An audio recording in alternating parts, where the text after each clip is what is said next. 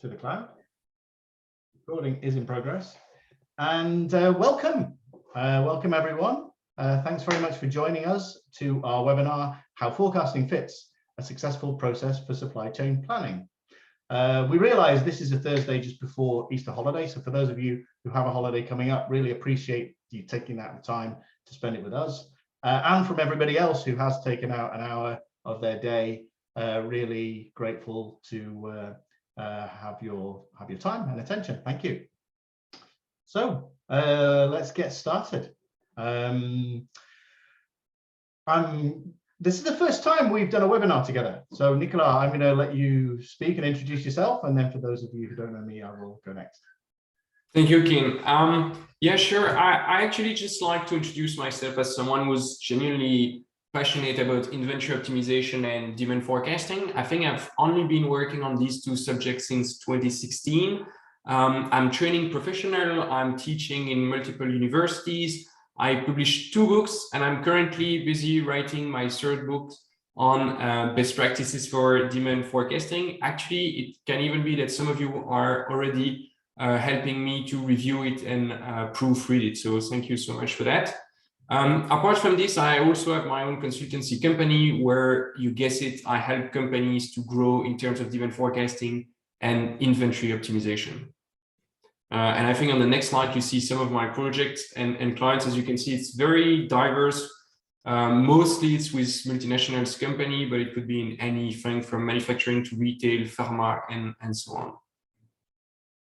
Okay, thank you. And for those of you who don't know me, my name is Kien. I'm a management consultant. My specialty is around operations management and supply chain planning. So I started back almost 20 years ago, mostly with manufacturing companies and looking at operational performance. So more recently, my sectors have been within life sciences, industrial manufacturing, consumer goods. And yeah, my beginnings went all the way back to implementing a methodology called demand flow technology across China and Asia with the John Costanza Institute of Technology. And I am going to come back to that in a further slide. Most of you, I think, will know me from the content that I produce and share on productionscheduling.com, where we're taking ideas about planning and scheduling across the supply chain and helping you do it with spreadsheets. So in terms of clients, here's a list of more recent clients. There's a lot of recognizable names there, but also I've taken the chance to put some other companies in there that you might not recognize. And this is because this isn't all about large multinational companies. You know, often when we talk about forecasting, integrated supply chain planning, this sort of thing, it's often seen this is the domain of large multinationals, and it's certainly not. I think both from an Excel planning point of view, surprisingly, we get a very wide range of organizations working with Excel solutions. And also from a forecasting point of view, I think it's safe to say, Nikolay, that we're not making this targeted specifically at multi-billion-dollar companies. This is relevant to pretty much anybody who has customers and is looking to sell them product and provide satisfaction by fulfillment. So that is us. We're going to be asking for some feedback or at least some input. So this is the methodology that we're going to be using for that. It's very simple. You've got a QR code there off the screen. You should be able to capture that with a smartphone and get to that link, or you could type the link in directly. Once you've got that loaded up, you can just sit there and then it'll synchronize. So when we get to the point at which we're going to be asking questions, you'll be able to easily answer them. And it's a great way of getting a bit of engagement and making sure that what we're talking about is relevant to what it is you are facing and the reasons for you to attend. Okay, so if we can click through. Oh, so there's a bit of a delay on, was that the first question? No, it wasn't. Yes, it was. It was, yeah, sure. That's the first question. Right, so our first question, we're going to be talking about this. we're going to start with the reason why. Why do you forecast demand? And I'm going to have some things to say about that. But if you'd like to give us your input, WooClap will be able to take your answer. So if you've clicked that link or set up that link in a device, you should see that screen and you'll be able to just hit one of those buttons and give us some input. No vote in progress, it's coming back with. Oh, it's fixed. Okay, we're starting to get some input. So what is the number one reason why you forecast demand? Why do you forecast demand? Is it to meet sales targets? Yeah, so you can buy materials and products. Is it for planning and scheduling? Is it for capacity or inventory? Is it just because your customer gives it to you and wants you to use it? Or is it for some other reason? And Kien, there is a secret answer to this question, which I think I'm nearly the only one who's allowed to answer that, is we just forecast demand because we just like to do it and see how it works. We should have done that because it's fun, right? Yeah, but I'm not sure everyone would click on the same, but that's usually what I say to the students. I have a specific reason to do it. It's just for the sake of it and the fun. Yeah. So. Well, maybe, but maybe at the end of this, I might join you in that enthusiasm. Right. So yeah, we're getting a good number of votes there. Thank you.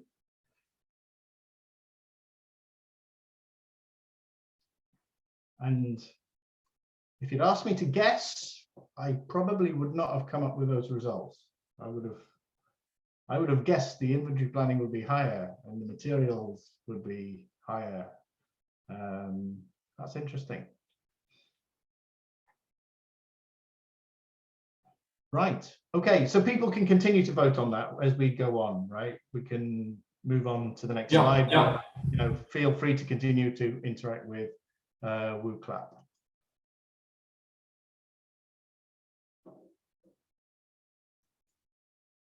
Right. So I'm going to start by asking the question, why do we forecast? And for this, I'm going to show you a picture of Foucault's pendulum. This is in the Panthéon in Paris. It was an experiment set up in 1851 with a long pendulum. You can't even see the pendulum because this photograph gives you an idea of the height, 67 meters, all the way from the top of the Panthéon all the way to the bottom. And this pendulum is designed to show the rotation of the Earth. So it swings back and forth, and you can stand at the bottom and watch it swing. And as it swings, because of the Earth rotation and the difference in position between the top and the bottom, you see the pendulum move across in a predictable way throughout the day. Now, why do I show you a picture of Foucault's pendulum to talk about forecasting?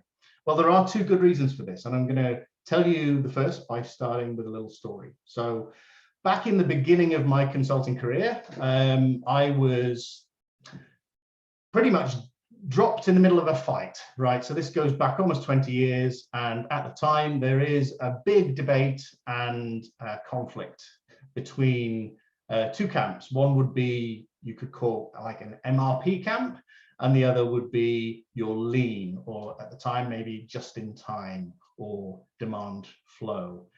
And this is quite a big debate. On the one side, you've got a methodology that takes a very top-down approach to planning. So you get the forecast, put it through and drive it command control style all the way down to create your plan for everything that you make and buy. And on the other side, you've got the camp that says, no, you don't want to be doing that. The forecast is either lucky or lousy. It's never going to be right. So everything should be based on creating a response to customer demand. And if you do that, you don't need to look at the forecast at all. So that's about 20 years ago, that debate was raging. And so it raged on until the pendulum swung the other way, right? So now we're in a situation where the demand-driven message has actually, you could say, embed or maybe infiltrated into the systems thinking of around MRP. They literally rewrote the book for MRP, called it Demand-Driven MRP. So now you have the current systems approach, which is taking very much a demand-driven ethos and is talking about doing away with an operational forecast entirely. And then on the other side, you've got old lean or demand flow people like me and a number of other consultants I know who, particularly those with a background in total quality management, statistics, who are looking into forecasting techniques, particularly because a lot of that science around forecasting can give insight into long lead time situations, and because we can have start to see some kind of learning and small learning cycles, which is very appealing to those schools in the world of lean. So the pendulum has swung all the way back, and meanwhile, the earth rotates continually beneath our feet. Now, when we look at forecasting, we're inevitably talking about uncertainty. And there's a funny thing that happens when you talk about uncertainty. It's a human thing, right? I think it's based on our psychology, is that people, when faced with uncertainty, they tend to reach for faith and for dogma, right? So for things that you don't know, you form a philosophy. That philosophy can sometimes quite easily slide into ideology. So around forecasting, there tends to be quite a lot of dogmatic belief. You know, back in the old days, it might be the forecast is essential to take command and control of your enterprise. Then it swung to the forecast is evil, or forecasting is stupid, you shouldn't do it at all, to, oh yes, the sales forecast, that's gospel, and the operational forecast shall always follow. What I want to do is suggest something a little bit more scientific. You know, Foucault's experiment here is a very elegant demonstration of the Earth's rotation. It's fully self-contained, and you can see it for yourself.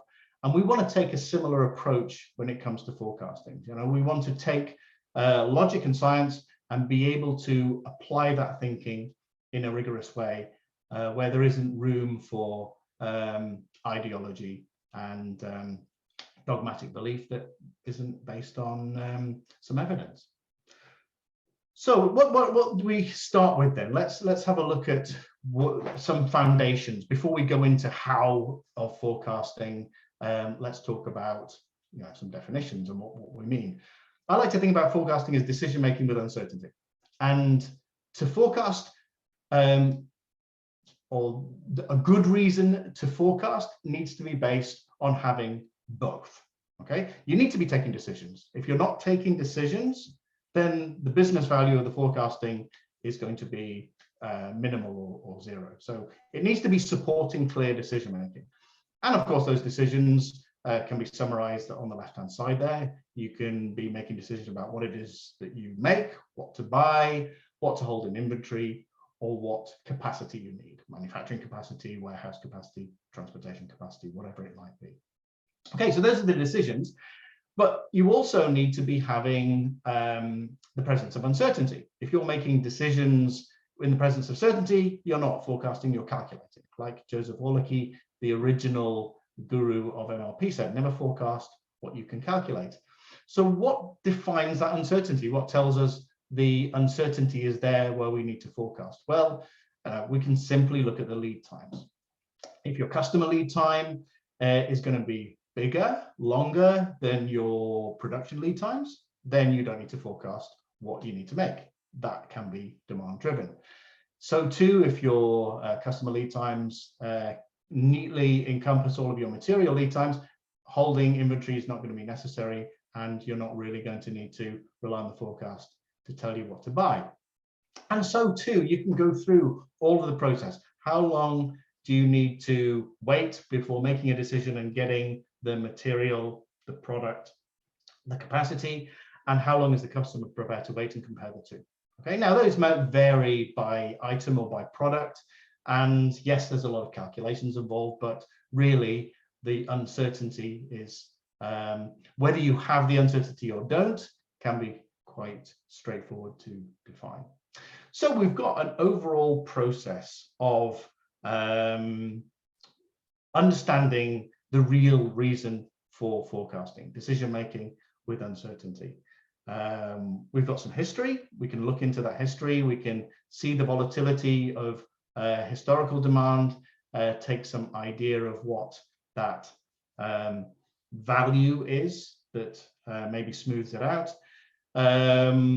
coming from the top, we of course have strategy, revenue, sales forecasting, giving us some targets for product lines, business units, dollars, euros, what we need to sell, and then that feeding down into a targeted approach for volume as well.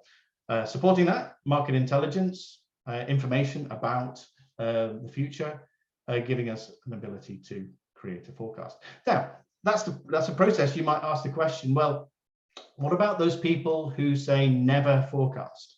What is it that they do in this process? Because of course they have the same sort of lead time situation that's typically defined by the market. What is going to be the approach for people who say they don't forecast? Now, the short answer, I think, is that they do forecast, they just call it another name. Let me give you an example.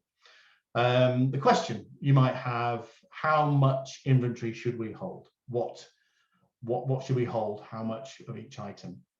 In order to answer that question, you do need to shift a unit of measure, because the unit of measure for the item itself, if it's pieces or cases or cartons or whatever it might be, isn't a very good guide to understanding how much inventory you should have. 1,000 pieces in inventory, is that a lot or a little? It depends on demand. So we do need to look into something to find out what a day of demand is and convert units into days. Now that value, whether it's a average daily usage, ADU, demand at capacity, days of demand, whatever it is, needs to be determined. You can look into the history, but that's a projection of what it might be in the future. So you're going to take a period that's going to represent the future, and so too you're starting to make decisions about what future demand will be. Then once you've sized a day of demand, the next step is how many days should you have? And that question as well is going to involve understanding how much uncertainty you're dealing with. And it's at this stage where we get a movement towards something that's a little easier to measure. So that uncertainty, we're going to come back to, but it's quite tempting to look at what could stand in for uncertainty. What is it that we could use instead to understand that uncertainty? Perhaps something that could be measured more easily. And very often that is variability. Now, we're going to talk a little bit about why using variability as a proxy, as a stand-in for uncertainty, could be a mistake. Perfect. I will take over the presentation here. Maybe let me launch the question in WooClap, so you can already go in WooClap and answer this question. Kien, I will share my own screen so I can take back the lead here. Just allow me a second. Everyone can already answer the question normally. Oh, there you go. You should see my screen. Kien, do you confirm it works? I think it does. Before we move on to the next stage in this presentation, we had a discussion with Kien when we launched the webinar on how do people plan inventory targets and the connection it has to forecasting in general and forecastability in particular. I think the best tool to assess how it's going on, it's simply you should take the time to answer this question on WooClap. Again, you simply have to connect to this web address here. You don't even need to make an account, so you can just go there and answer the question directly. And I see that we have 83 people following this question, so that's really, really great. I basically have here, let's say, 4 stages of maturity, starting from rule of thumb. So you would be doing a rule like, well, for the main sellers, we have 3 weeks of inventory, to maybe we use a bit of classification for inventory target based on, let's say, demand variability, volume or something. To something slightly more advanced, you're going to look at lead times, forecast error, maybe you use the usual safety stock formula. To something much more advanced, which I would say stage 4, it means that you have very advanced inventory optimization capabilities. And it's interesting to see here that there is a bit of an in-between, between those of you who think I'm very advanced in terms of inventory optimization models, and those that still rely on ABC, XYZ classification. Very interesting. Now, what I've seen over time, and we had the discussion with Kien, and we fully agree on that based on the conversation we have with all the people working in supply chain, is that a lot of supply chain, a lot of software vendors, a lot of consultants, a lot of practitioners still rely on the concept of demand variation and coefficient of variation to discuss inventory targets. So quite often, I have remarks like this. I have supply chain professionals saying, well, we don't really have a forecast. We don't really measure forecast that well. So instead, I'm going to do safety stock target or plan inventory based on demand variation. I'm going to look at historical deviation of demand, and I'm going to look at this number and then create my stock target based on that. Let me try to show you in 2 slides why this is not a good idea and what you can do instead. So first, what is this coefficient of variation? I think it's one of the very few formula on this presentation. The idea of this coefficient of variation is that we're going to look at historical demand and compare it to the historical average demand. So you can see this on the graph. Let's imagine this is the demand pattern you have for one of your products. And we just draw a line that's the historical average demand. And we look at the variation between demand and this line. And we call this COV. So the higher the variation, the higher COV. And if you discuss with any COV fans, they will tell you a statement like, if COV is higher than 150%, it's very erratic. If it's below 25%, it's very stable, and things like that. Now, if you look at the screen, you might be thinking, well, Nikolay, it sounds like a reasonable measure in KPI. When I look at this graph, it kind of makes sense to look at the variation compared to the mean, and why not using that? Let me try to show you why this is not such a good idea. I'm trying to put forward the idea of using forecasting benchmark. I've been doing this now for more than a year. It will be a major topic in my upcoming book. I think that what we should all do is try to use forecasting benchmark to compare ourselves with these benchmark. Let's do this on this graph here. So here you see on the graph, I'm adding a moving average. So the gray dots, it's simply a moving average of the previous points.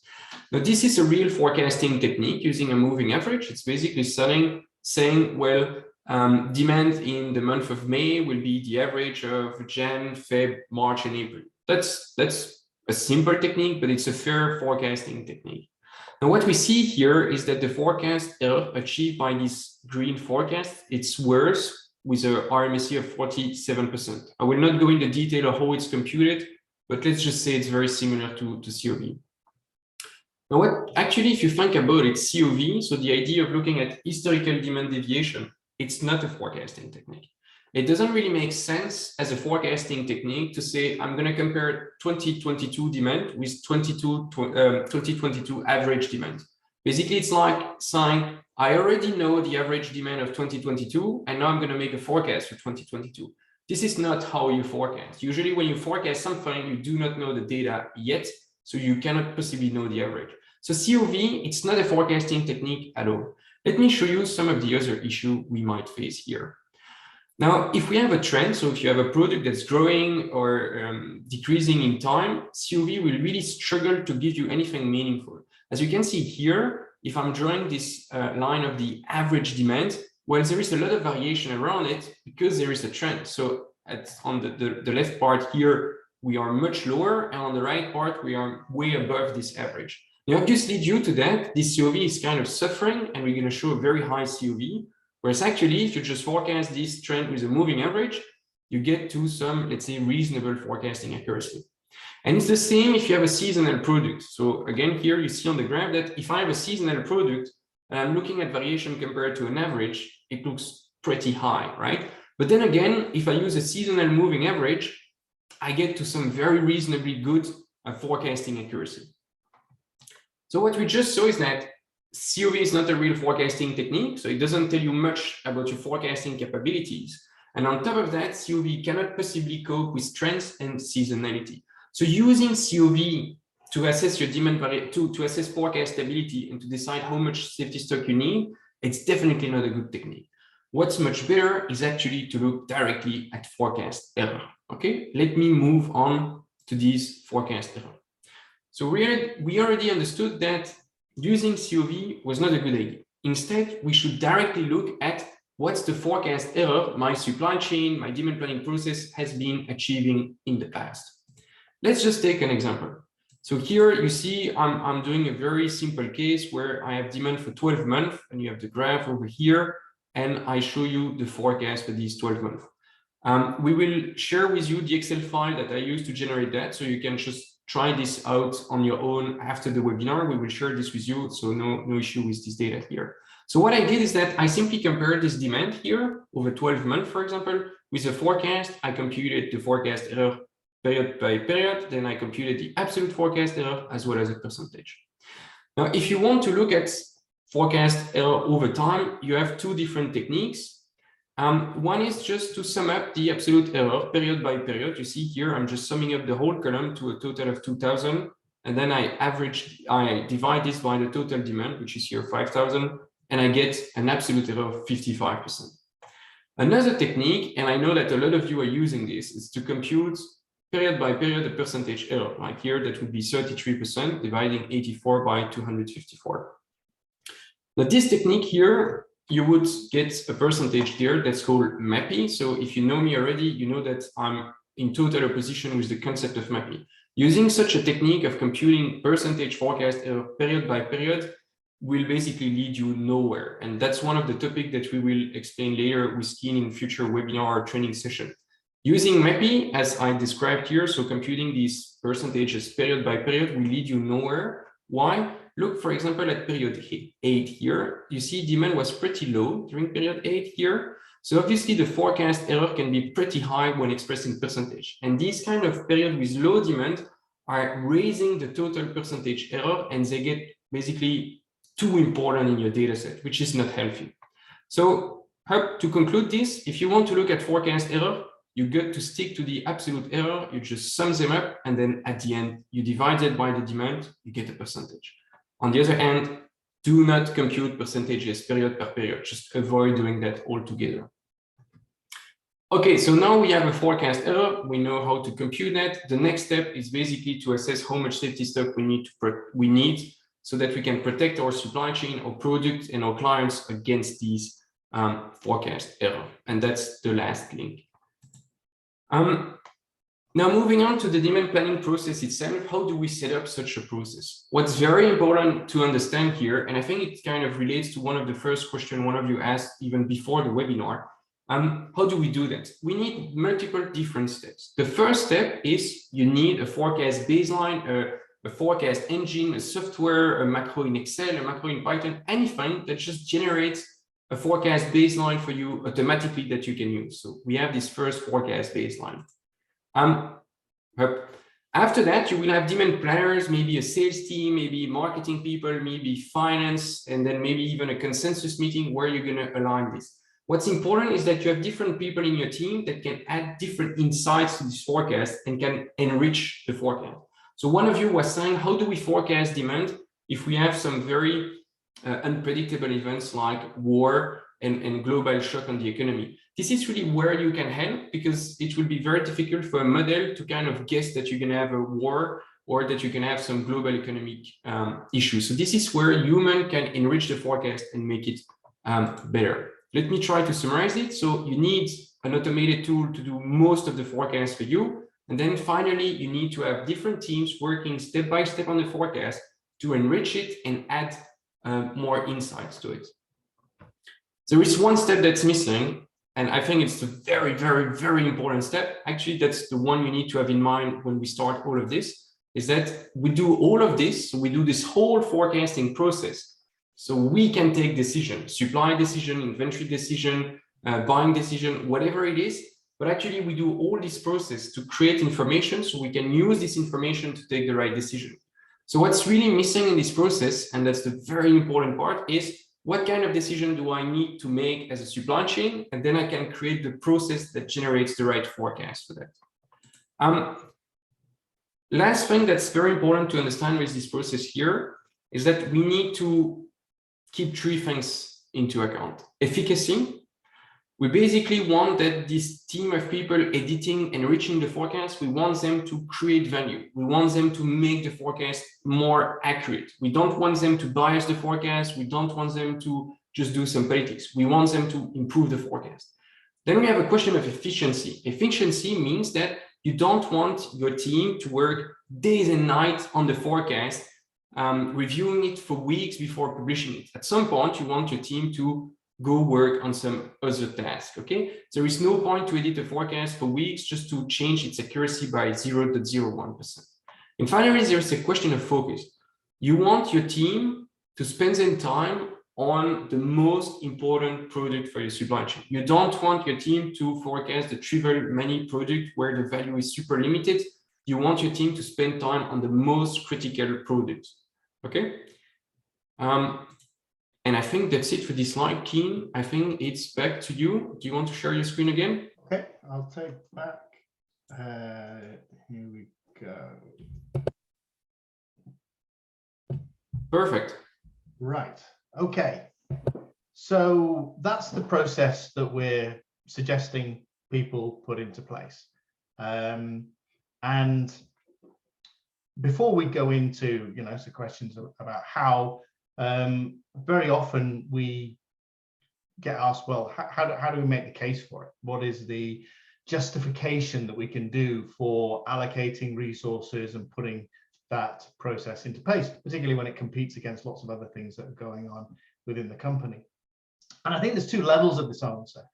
The first, which you might call the first prize, the one that is going to give the biggest return, is what I might call joined up forecasting.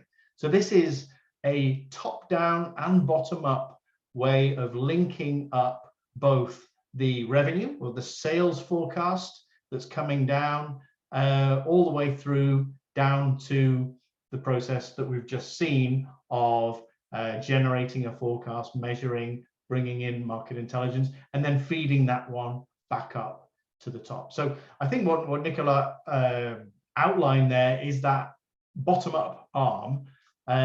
What we want to see is having them joined up, because very often the sales forecast is setting targets. Those targets are expectations that need to be met, and that top-down process ends at the bottom with people scrambling to meet predetermined expectations that might have been formed several months or even a year or more ago in the annual business planning process. So this is really the first goal.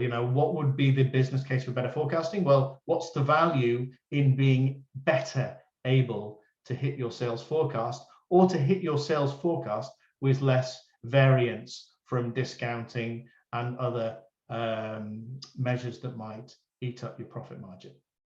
Now, we're realizing that a lot of people on this call, particularly working for bigger companies, might not necessarily have the scope to be able to take on the whole cycle of multi-year business planning right the way through to demand planning. So here's something that might be a little bit more practical. Let's call it the business case for better operational forecasting. So if we're talking about the strategic forecast being sales and revenue at the business unit, product line or product group level, operational forecasting is taking that down into volume, prices, units, and bringing it all the way down to SKUs and items, right? So the actual things that you need to know in order to make, buy, and build capacity. So we can look at benchmarking. There are a few reports and statistics out there that are looking at the correlation between forecast accuracy and improvements in profit, reductions in cost.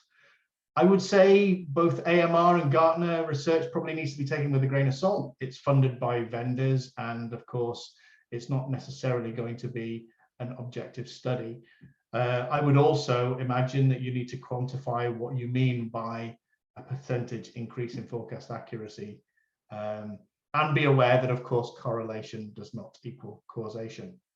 However, You want to make the business case for anything, benchmarking is a good place to start, and there is a lot of material out there to be able to see how other companies have done it before. Plus, of course, case studies that are going to give you more insight into particular examples. Now, the other approach probably to combine with that is to understand a little bit of modeling, right? So how could we, within the company, be able to start to correlate forecast accuracy with inventory, customer service, efficiency, cost reduction, right? How can we start to build that relationship for that specific case? Because much more convincing than a benchmark example. So ideally, you begin with forecasting and the measure, right? And then you'd be gathering the data in exactly the way that Nikolay has outlined. Is there an alternative? Do we get caught in a bit of a chicken and egg situation where we need some resourcing and strategic decision making to be able to start forecasting properly, to then be able to measure it so that we can then build a business case for doing all of that? Well, one thing to think about is what we might call an alternative reality model. So it's a model, it's not real, like all models. They're all wrong, some are useful. So what we're doing is we're taking real data, maybe your sales history, looking at a particular scenario, a particular time where maybe there's a large stock out or a particular notorious overstock, and starting to model what would be a control change to that scenario. So what would be the behavior of that inventory if you did have a better accuracy for the forecast, or you are able to forecast that change in demand to a better degree, not to a perfect degree, to a better degree. And that's sort of practical modeling, which is based on a real example, which is your company 1 year ago. Yes, with some assumptions that are running through that history, can often make a convincing case for what would be the opportunities involved in avoiding large areas where there was a big impact to supply or a lot of overhang of inventory. So just some thoughts really to, I mean, this is a big subject, but some thoughts to how we might build a better business case for better operational forecasting. And before we open up to the questions, and I see there's a good number of questions here, so I'm going to enjoy getting into those. I'd just like to share with you some of the training that we're going to be doing a bit later on in the year. And maybe, Nikolay, you can talk to the first 6 items. Yeah, sure.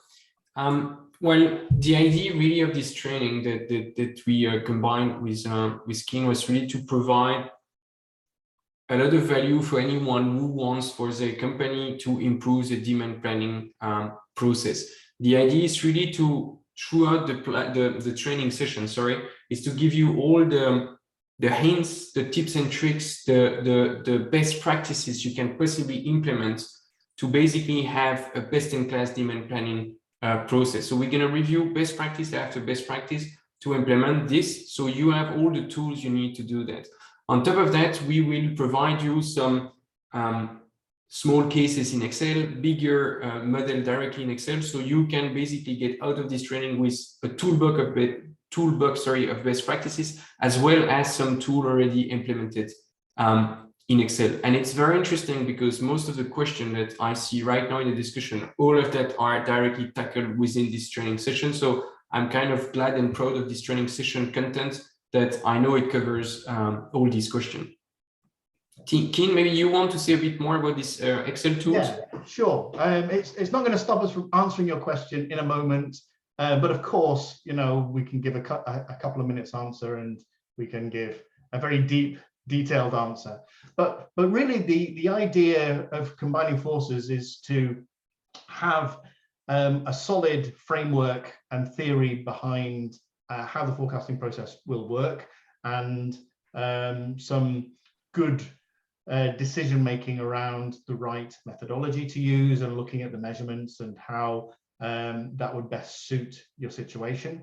But then to be able to migrate that and move those into a model that you can use to deploy with real life scenarios. So the training is, it's a public training. We're going to be taking people from many different companies. So the initial models will be with dummy data, with example data.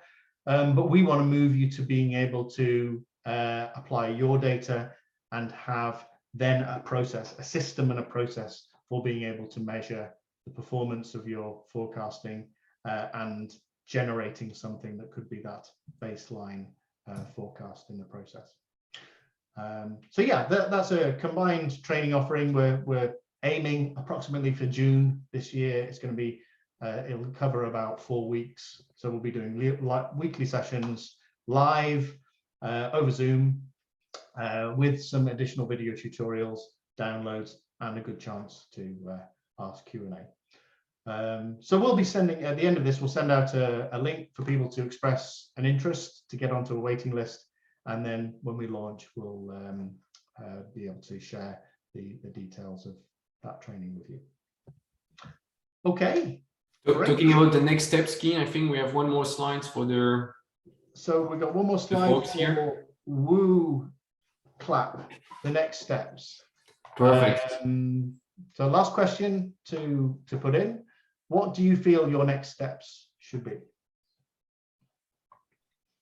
I think that as people answer that, I will just take a minute to go through the list of questions and start answering some of these. It's very interesting because one of the questions that I see is one of the topics I was thinking about discussing before the webinar and everyone joined. So it's very interesting that we are all thinking about the same kind of issue right now in the supply chain. So in the meantime, as usual, you can go on WooClap to answer the final question. Again, you just have to click on this link and go to your browser to answer this question. Okay. And while we do that, Nikolay, should I start to pick out the questions? I'll take it sort of chronologically as they appear, and then you can focus on answering, because I think most of these questions are going to be yours to answer. I have a question I would like to tackle first, if that's fine for you, because this is very interesting. Some of you are asking the following question, and I think it's so relevant because I had this discussion with another client just right before this webinar actually, is how can we forecast demand if we face shortages, if we face delays from a supplier, so we have no inventory, and as you have no inventory, you don't really record sales, so you cannot really forecast demand or anything because it's zeros, and you have this kind of interruption of supply. And this is a very relevant question. How do we do that? So some models can deal with this by kind of, how to call that, censoring or bypassing periods with shortages.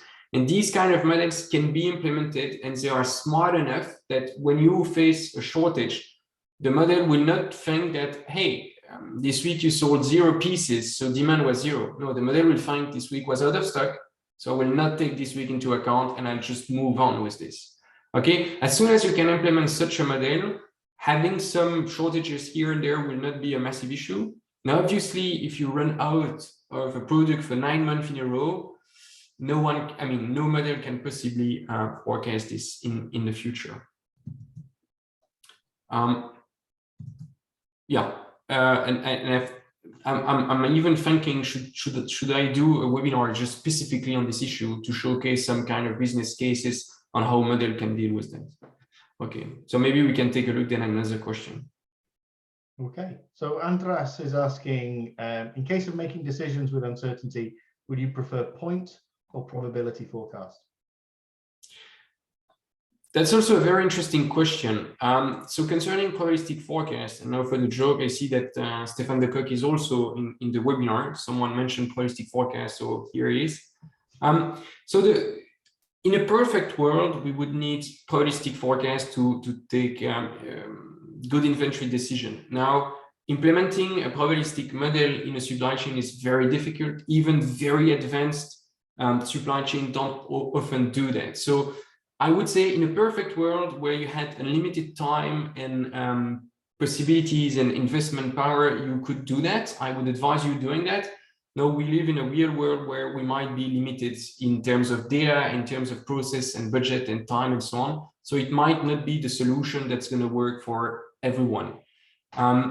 Also, when we talk about probabilistic forecasts and uncertainties, we have to understand that it's not always the same to think about the sales of what could happen tomorrow in a store versus taking some very long-term risk assessment of what if there is another war in Europe, what if there is a massive shortage from my supplier. These kind of decisions do not really require a probabilistic forecast. You can just sit in a room and discuss and plan for different scenarios. And at the same time, I see that we have a lot of answers now coming from the next steps. And I see that a lot of you want to improve demand forecasting process by automating their model. This is really great. You can definitely count on Kien and I to help you doing that. Some of you also say you want to learn about demand forecasting. For sure, we can help as well. And I'm glad that these webinars push people to learn more and discuss more. And I'm glad to see in the discussion here so many people helping each other. It's really great. Yeah. So yeah, there was a question on lag. I think Stefan answered that in the chat. But there's also another question on moving periods. How many periods would you use for a moving average? Sure. So as said, I'm really trying to push forward the idea that we need to use forecasting benchmark to assess the quality of a process. If you do not do that right now, I would really say this is one of my top advice for you to make progress is to compare yourself to a moving average to see if you can beat it. You can also compare your software, your forecast engine to a moving average just to be sure that you can beat it. Usually you need to do different tests to see which one works best for you. A very good compromise would be to try either a moving average of 3 months or a moving average of 6 months. If you have a lot of seasonality, maybe stick to 3 months. If you don't face so much seasonality, go for 6 months. Okay.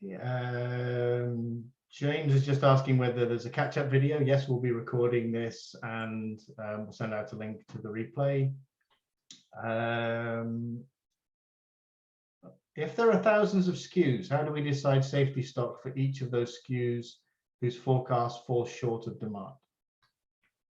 Sorry, do we need to decide safety stock for each of the SKUs when the forecast falls short of demand? No, what you want, it's like for forecasting, you know, when I describe this process for forecasting, you want to have a baseline model that does 90, 95, 98% of the work for you. So if you have even 100 SKU, you do not want every month to decide how much safety stock you need to have for each and every one of them. This will drive you crazy. You will also do some mistakes because you will forget part of it. If we were on the 20th and 19th century, that would be a good way to do it. But nowadays you have more advanced analytics and it's really time we move on from this very manual process to we have advanced analytics and it's going to handle something from 90 to 98% of cases. And human will just stick to these very few cases where we need to take some very specific action or decision, like I need to call my supplier, I need to call my client, I need to expedite some goods and so on. But I would not advise to set up a process where you need to manually review every single target.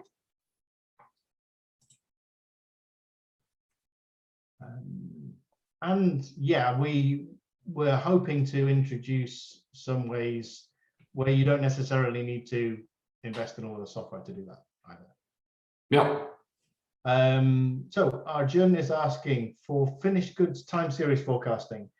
Is there a technique to incorporate inventory availability at the time of sale when lost sales process isn't available to correlate and adjust the forecast accordingly? Yeah, sure. That's the comment I was doing earlier, that I receive this question more often now, and I'm really happy about it. But I'm also asking this question to most of my clients myself, saying, do you have data about inventory? So if you work in FMCG, if you are a manufacturer, at some point you face a shortage. And if you face a shortage, sales are going to drop. And you cannot do any good forecasting anymore, because if you look at your sales, you're just going to see zeros. And it would make no sense to keep on forecasting zeros. So we need to go out of that to realize that even though we sold zeros, there is demand for this product. The The only way to do that is to use, as I said, a model that's able to understand that you had a shortage and that's going to bypass these periods entirely. And that's really the only way to deal with such a thing. Okay. So Joe McVeigh is asking for a summary against the agenda. And it's a fair question, right? So we made a promise that we'd be talking about the one thing to do before making improvements to the accuracy of the forecast. And I would say that was to be measure the accuracy of your current forecast before you try and improve it. You can't improve something before you know what you're going to use to understand whether it's an improvement or not. So yeah, get some good measurement going and measure against anything that's that baseline before you can start to improve against a very simple definition of what that forecast should be. And the biggest mistake that companies make when buffering uncertainty with inventory, that biggest mistake we're referring to is using variability as a way of understanding uncertainty. That variability can often have a lot of other things in it that are going to distort that measurement. It could have seasonality, which of course is somewhat predictable. It could have trends, as Nikolay said. Could have product cycles. There's a number of things that are mixed up in that. So that's often the biggest mistake that we make, is looking to see that uncertainty is the best thing to look at when you want to understand. Sorry, variability is the best thing to look at when you want to understand uncertainty. So Arjun asks, how do you execute on probabilistic forecasts? Yeah, and this is one of the very interesting and advanced question is, so we discussed probabilistic forecasting before. The thing with probabilistic forecasting is that once you have this probabilistic forecast, you need to have a very advanced inventory optimization engine that can use these probabilities to assess what's the right inventory target for you. And that's the thing in probabilistic forecasting, are very interesting, very powerful, but you can only leverage its power if you have the inventory optimization tools that goes with it. So you really need to invest in both and to have enough advanced analytics in both so that you can leverage the power from that. Maybe if I can answer a last question before the end of this webinar. It's a question from Andras about which model should we use to forecast demand? Should we stick to something simpler like the usual statistical model everyone is using, or should we go for something more advanced like machine learning? The first question I like to answer, or I like to discuss when I get this kind of question on project, is what kind of data do you have? Do we have a lot of data about demand drivers like pricing, promotion, shortages, and things like that? Or do you simply have a data set like, I have a monthly demand for the last 36 months of my product, and that's it? So already based on the kind of size of the data set you have, you can already get a clue on, yes, I can use something very advanced, or no, I need to stick to something very simple because I don't have the data for it. What's important also to realize is that it's not because it's called machine learning, AI, neural network, deep learning, or whatever, that it's going to achieve for sure very advanced accuracy. So even if you use very advanced model, it is not a guarantee that it's going to deliver amazing results. On top of that, and I mean, trust me, I wrote a book about that. I'm coaching a lot of companies around the world on this kind of model. I've seen some of these models failing for sure. There is another thing. It's not because you use a very advanced machine learning model to forecast demand that you're going to reap the benefit of that. Before using very advanced model or even simple models, we need to make sure that you are forecasting the right thing at the right lag, at the right aggregation level, and with the right data. If you don't have this, you can have very advanced neural network and so on. You're still not forecasting the right thing, and no one will be able to make the right decision based on your forecast. So the first step is not, hey, which model do I need to use? The first step is, why do I forecast demand and what should I forecast? And once we answer this, then we can move on to discussing these models. Okay, just a comment in reply to Oscar. Oscar comment was, it would have been helpful to see some demonstrations on how to do forecasting better. And that's actually the topic of the next webinar, right, Nikolay? We're going to look at some of the mechanics behind improving the forecast. So we talked about reasons why forecasting, how it fits in the process. The next webinar we'll do, which will be in 2 weeks from today, we'll look at some more hands-on approach on improving the forecast. So that's going to be covered next. Right. Perfect. So, yeah, we've got, I think that's covered the questions. We've got, thanks so much for engaging and asking some good penetrating questions. Thank you to Stefan as well for providing a good number of answers in there. Really appreciate it. And yeah, that is a pretty good webinar. I've enjoyed being with you today. Thanks very much for taking the time out to join us. And yeah, keep an eye out in the email. We're going to let you know of the replay and a future webinar that we'll be putting out in a couple of weeks. Perfect. Enjoy everyone, and then hopefully see you in 2 weeks for our next webinar. And we will obviously send you the recording, and as well as I think we can send the slides as well, and the Excel file used for the KPI, so everyone can benefit from that. Yeah, indeed. Great. Thanks very much then, and we'll see you all again soon.